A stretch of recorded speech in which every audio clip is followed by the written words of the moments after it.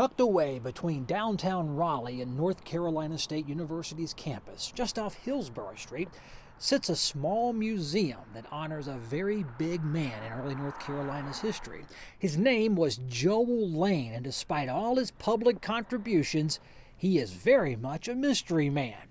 And just like Mr. Lane, his historic homestead fills a charming corner property, yet it's a mystery to many touring history buffs who don't know it's there. A lot of people come here saying they've never heard of him, they've never knew the house was here, even though they grew up in Raleigh and lived here all their lives.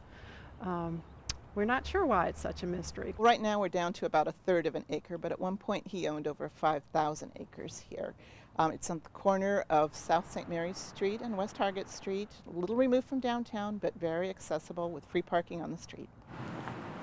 The Joel Lane Museum House curators keep the property historically accurate. The house is dimly lit. Its furnishings and artifacts give you the sense that you've really turned back time. Only Joel Lane has stepped out for a moment while you tour his home. A two-room house, one up and one down, was what most people lived in. But he, being much more well-to-do than that, has 4 rooms downstairs and 2 upstairs, so it's considerably larger. What the museum's curators know about Joel Lane is this. He was a colonial, then state politician whose children's ages spanned 30 years and 2 wives.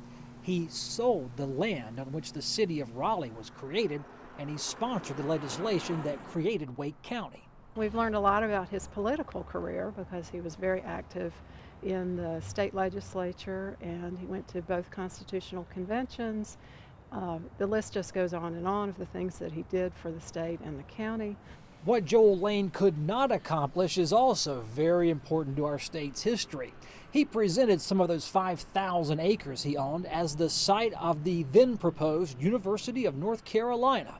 Could you imagine pulling for the University of North Carolina at Cary Tar Heels? Yeah, he did offer land. We don't know whether he was planning to sell it or donate it. The documents don't make that clear. It just says his land was offered, and it was in what is today Cary, but it was declined. So the university did go to Chapel Hill instead.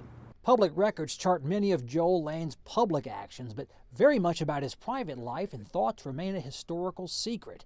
Joel Lane's house features no portraits of this man of honor. None are known to exist.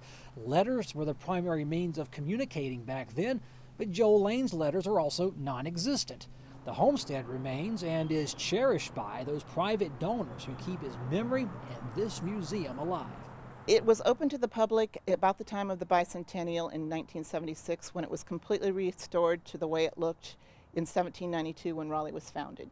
So Joel Lane, this mystery man, may remain a mystery, but there's no reason modern-day travelers should keep this historical site a secret.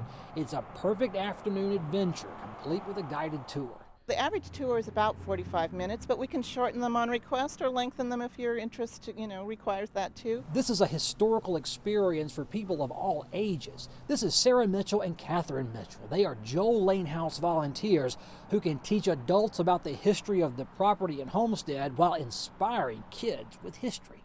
I used not to like history, but when I first started volunteering here, I began to like history a lot more. I mean, it made history come alive for me. I like it because I'm into history, and I think it's really fun because you get to live it. You get to dress up and have fun. There is so much to see and do in Raleigh, North Carolina, but you should make time to squeeze in a visit to the Joel Lane Museum House. It's at the corner of West Hargett Street and South St. Mary Street. Say hi to the curators and learn about the man who helped shape early North Carolina.